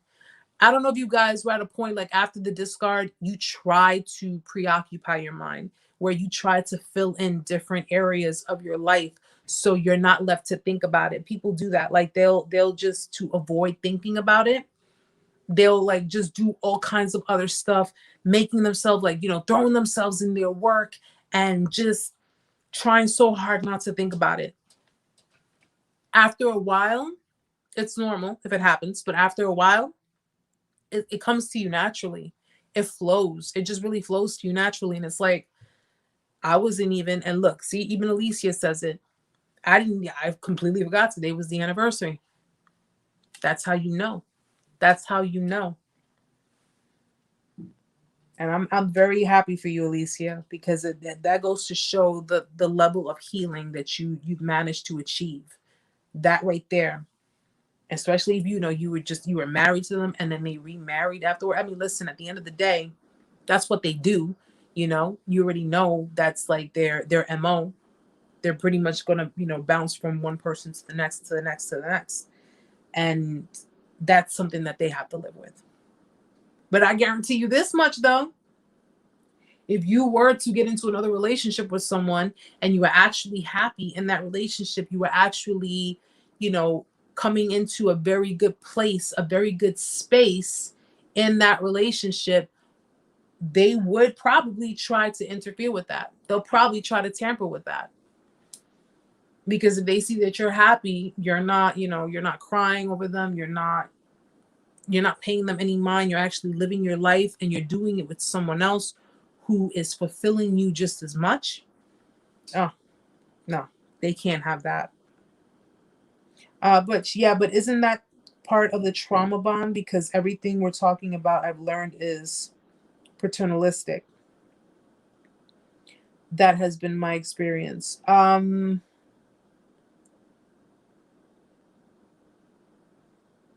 Isn't what part of the trauma bond, Butch? Just so I can be clear. But I've learned, guys, that regardless of anything, there were some other things I wanted to talk about. We'll do that in next week's live. Regardless of anything, regardless of everything that you have gone through, my video that I put up yesterday, because someone had, requested that I put it up. And they said, just do a video on why victims pretty much internalize the blame and take it. Don't blame yourselves for it. Please don't blame yourselves, whether it be from your parents, whether it be from other family members, whether it be from a romantic partner, friends, coworkers, what have you. Please, please, please do not internalize the blame. They've conditioned people. Narcissists condition people to believe that the reason for the abuse is the victim's fault.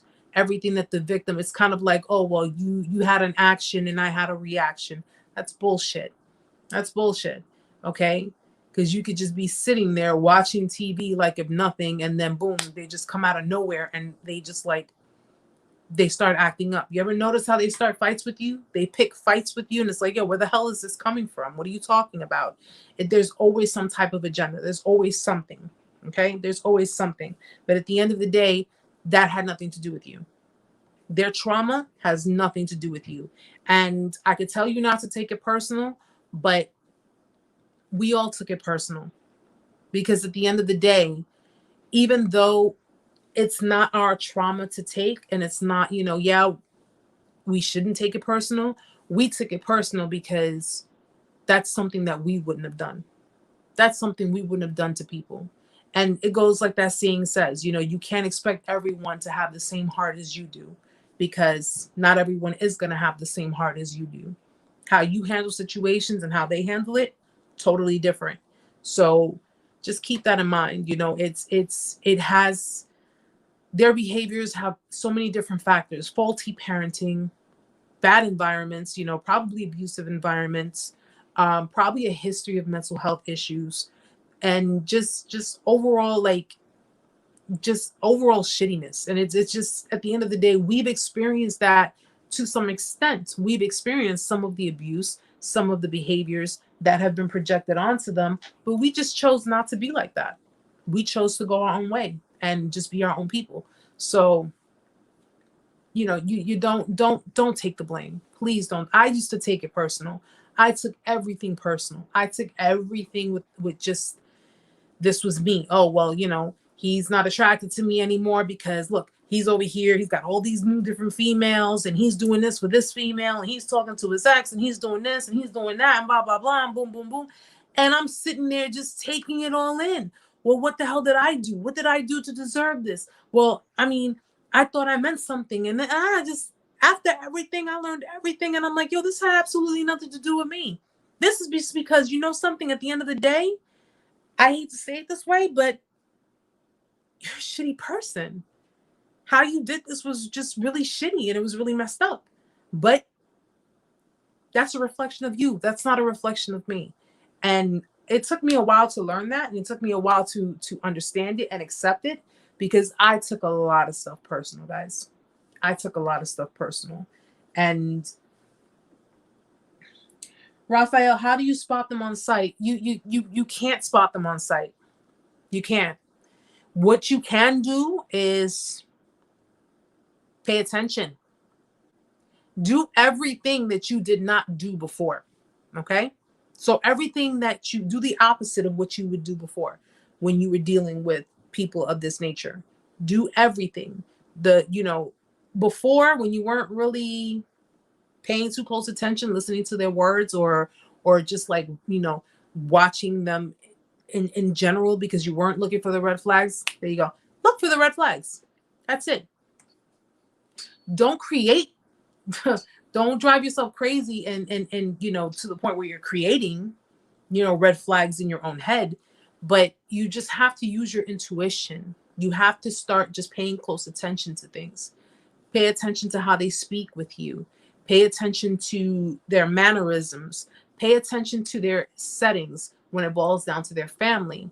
Okay, so if you come in contact with someone, because not everybody you come in contact with is going to be a narcissist, but you have to pay attention to a lot of different things. Pay attention if they sit there talking all kinds of stuff. One of the things you'll really notice is when it boils down to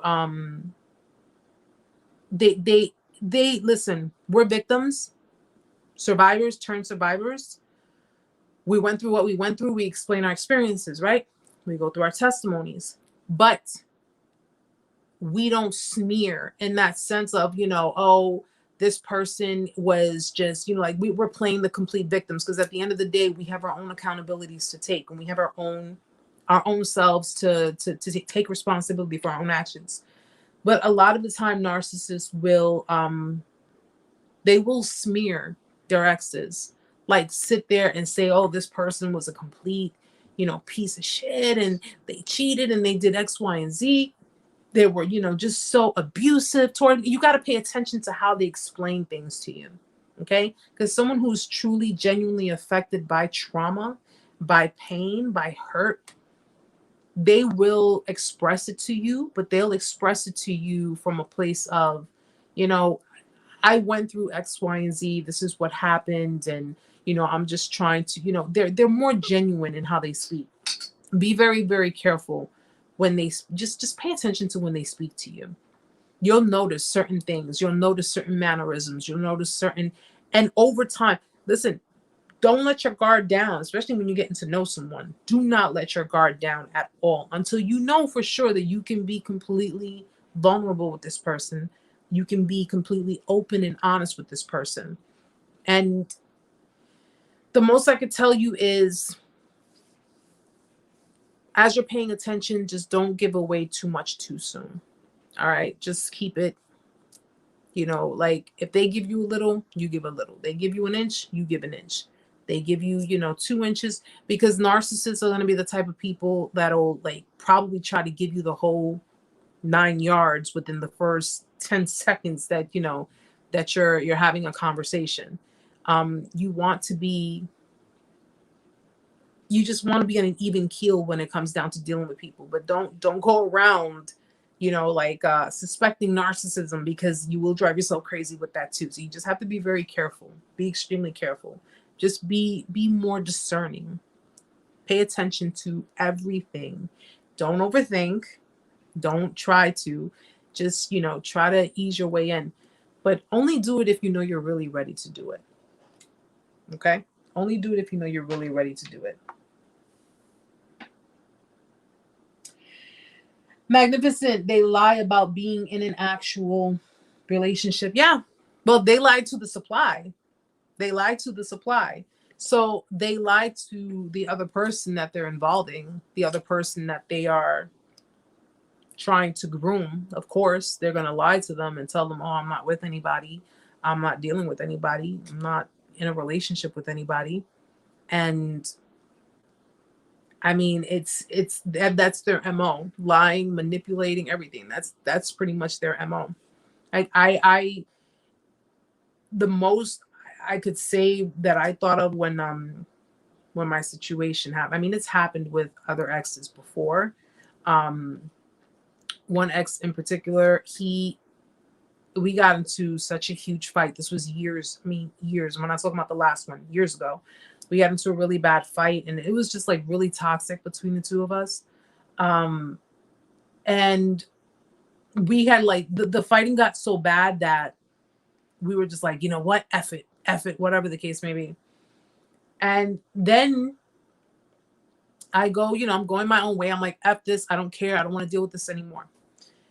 I get a text message like 3 or 4 hours later, maybe 5 hours later. Oh, I hate fighting like this. I don't understand why we keep fighting like this, whatever. And I'm like, and of course, me being the idiot that I was, because I was an idiot, I fell for it. And I was like, yeah, I don't like fighting either. He goes, what are we doing? We're supposed to love each other, blah, blah, blah, whatever. But interestingly enough, we had social media. He did not. He took me off his social media. I took him off mine. He had his private. So all the while he was with me, and he was like, you should be able to trust me. You should be able to trust I'm not doing anything. And I'm like, all right, whatever. So what I did was I had made another Instagram account. I used a pretty girl's picture. Something was telling me that something was not right with dude. I don't know what the hell was going on, but I was going to get to the bottom of it. it took me a little bit, guys, because I had to, yes, I did one of those crazy girlfriend moves. I took, a real pretty girl's picture. I wasn't doing anything crazy with it because after I was done with the account, I deleted it. But I went and I requested him. And when I requested him, I already knew he was going to take the bait because I was like, you have a thing for pretty girls or whatever. He went and he added the profile or whatever. That's how I found out he was cheating on me, because one of the pictures he took a picture and I was looking through the comments, and one of the girls on there commented on what he was wearing, and she says, "See, I told you." She was like, "I told you that this sweater was going to look better on you and blah blah blah." And I'm like, "Really? Oh, okay. Okay." So, long story short, I come to find out he was dating that girl while he was with me. He was dating her, and he went and took her to go meet his family. His family knew about the whole thing. This is why I tell you guys, the family of narcissists, they don't give a shit about you, bro. They don't care about you. Is at the end of the day, their loyalty is to the narcissist. It is not to you. The family knew about it, all while his mother was being also, oh yeah, smiling in my face and everything. This is why I'm not dating, because I'm like, yo, I have this thing with mothers. You show me you're a two-faced once, that's the only time I need you to show me. That's it. Other than that, I do not care. And I will not hesitate to let a man know your mother's shady, your mother's a two-faced, get her the fuck out of my face. Because I'm going to tell you right now, I will tell your mother who she is in front of you. That's me. That's the way I am.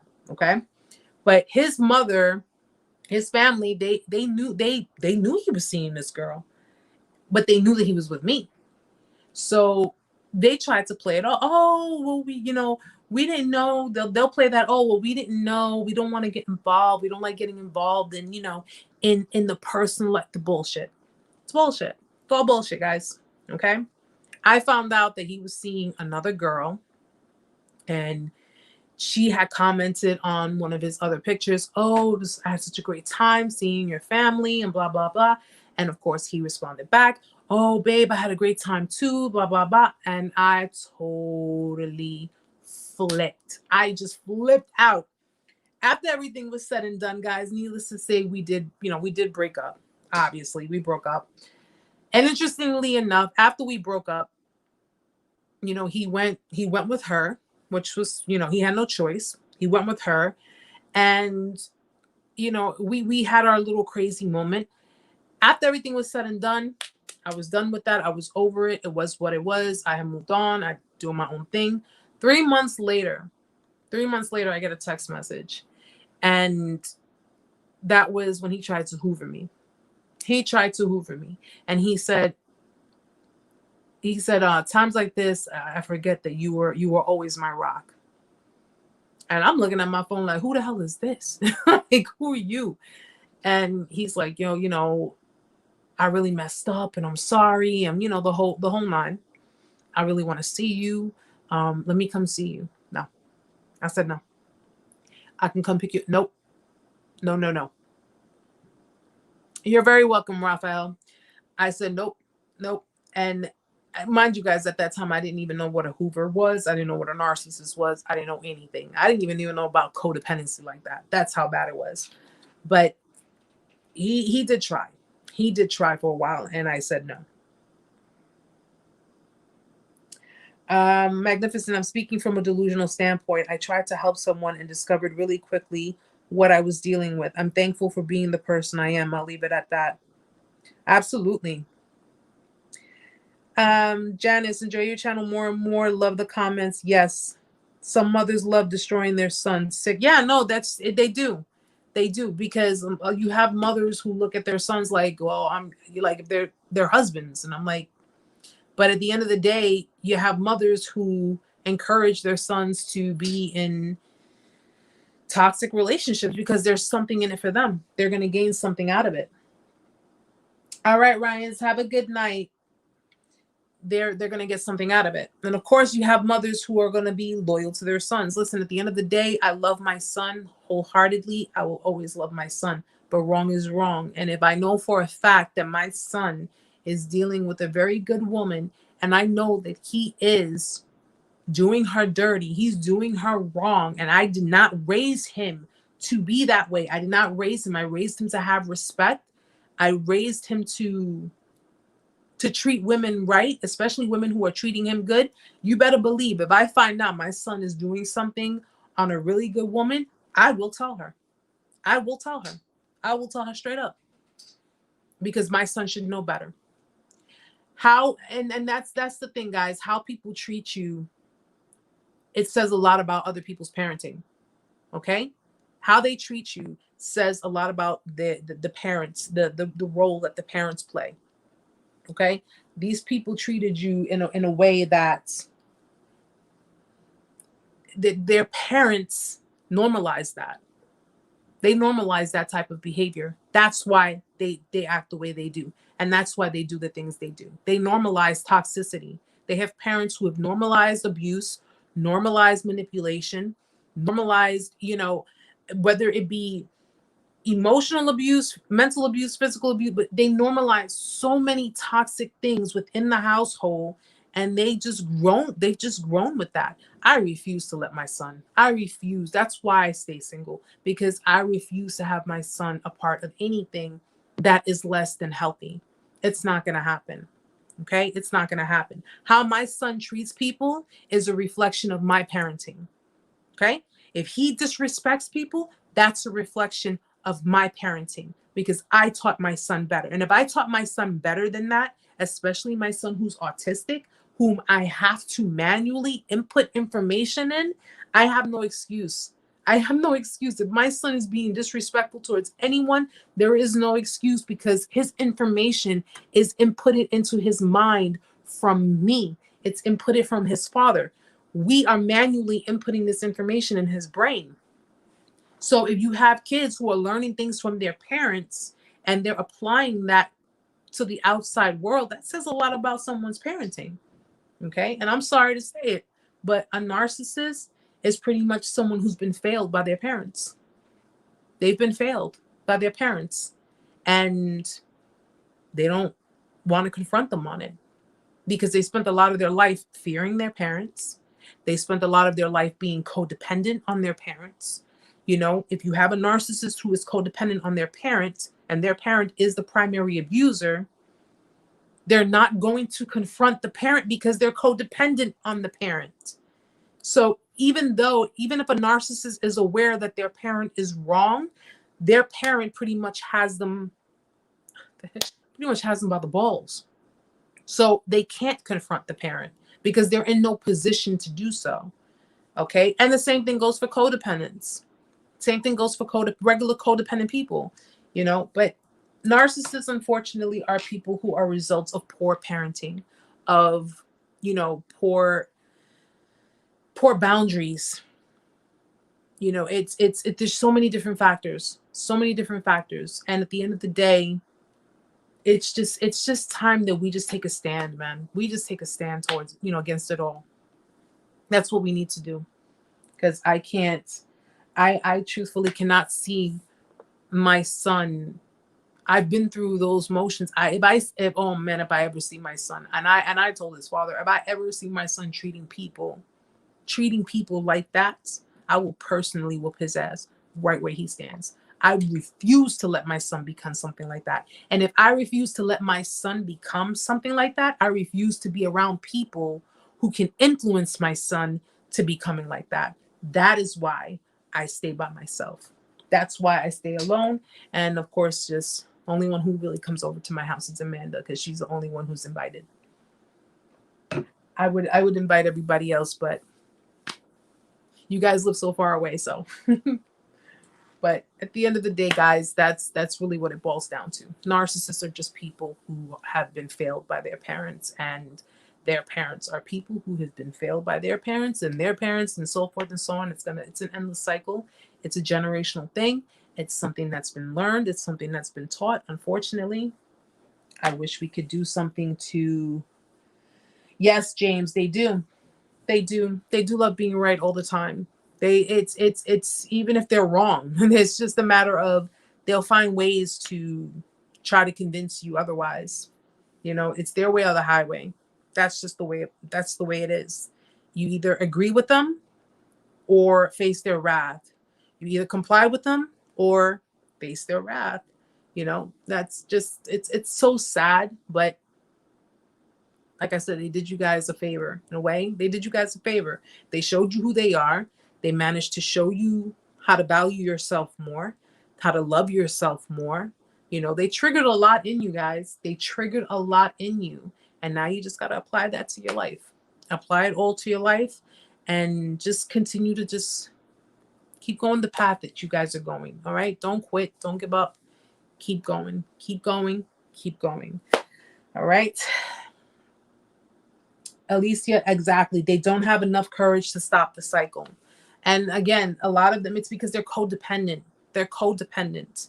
You know, it's been like that for so long. They're so complacent. So of course, they're not going to end it. They're not. They're not. This is why I say they are capable of change, but will they change? Probably not. Probably not, guys.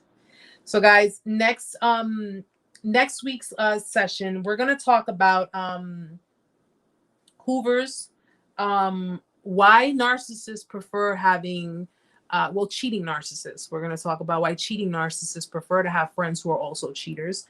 And of course, what they do once they figured out your insecurities. So we're going to talk about some of those other things next week. I'm also going to, Green, you made it. Yes, Heather, my ex's family. Yeah, that's where it usually starts from. A toxic family. If it's a toxic family environment, that's usually where it starts from. We can't even say it's their friends. We can't even say it's associates because these are people they meet afterwards. These are people they come in contact with after they've, you know, gone out into the world and became associated with other people. They can be influenced. They can be influenced, but to say a person is a narcissist because, you know, they have narcissist friends, no, it's because they were raised to be a certain way, and it just so happens that one narcissist attracts other narcissist friends, which is, we're going to get more into that next week, guys. We'll get more into it. But guys, Green, you're going to have to go all the way back, honey, because I'm actually pretty much calling it a night. But I'm glad you made it, though. I'm glad you made it. Amanda had to, do her bouncer thing. She had to do the, I look forward to it, Alicia. Yeah, Amanda had to kick somebody out the chat. And I'm guessing, Amanda, you blocked him because he was like trying to come at, one of the other people in the chat. And I don't like that. So we're not having that. We don't have that here. But guys, I thank you so very much for being here. Aside from that little snag that we had earlier today, which I have, I have good moderators that keep an eye on it and make sure that, people aren't being attacked. We're not here for that. We're not here to attack anyone, and we're not here to be attacked. So, we'll always make sure that we keep those kind of people out. If they don't know how to respect, we keep them out. Lori had mentioned to me about testimonial. I was going to do testimonial Thursday. So, in regards to, people who want to speak their story, let me put my charger in. I know I'm leaving, but I want to put my charger in because I don't want it to die out. You guys know me. I'm always having an issue with my phone when it boils down to, doing my lives and the charger. Just give me 1 second. I just want to make sure. Okay. I'll have you all up in my nose. Testimonial Thursdays. So for anybody who is interested in doing a testimonial, I was going to do live, but I think I'm just going to do the recordings. So we can if you want to record, or if you want to send me an email, here's another way we can do this, guys. You can send me an email with your story, and I can read it out. We can do that too, if you want to get your story out. But Amanda made a very good point where whoever wants to do a testimony, if you want to get something out, if you want to have your final word, final say so, what it is you would have said to the narcissist, or what it is you would like to say to kind of let out that that last bit of that feeling, and just to kind of give yourself your own healing effect. So have a great night, Magnificent. Have a good night, Green. But if you guys want to, we'll talk more about it. We'll talk more about it probably in next week's live. But I me, I start with you guys and I can't stop, but I have to, because I gotta hit the bed. I gotta be up early in the morning. So guys, thank you so much for being here. Thank you so much for joining us. Thank you so much for commenting. Thank you so much for sharing. Thank you so much for supporting. You guys are truly, truly amazing people. And I'm so appreciative that you guys are here. And I'm so appreciative I could be here with you guys. So I will be seeing you all next week. I will be also making another video. You know how I do. And of course, we'll be posting on the community board for you guys, giving you your daily reminders, motivational reminders, so that way everybody's on the right path. So thank you so much, guys, for being here. I love you all. Have a great night. Be on the lookout for the next video. Give me a like on your way out. And if you have any suggestions or anything, shoot me an email, leave me a comment. Y'all know all that good stuff. We got some good stuff that we're going to talk about next week. So hopefully all of you guys can be here. All right. So guys, again, thank you. Have a great night. Much love to you all. I'll see you guys next week. Night, guys. Bye.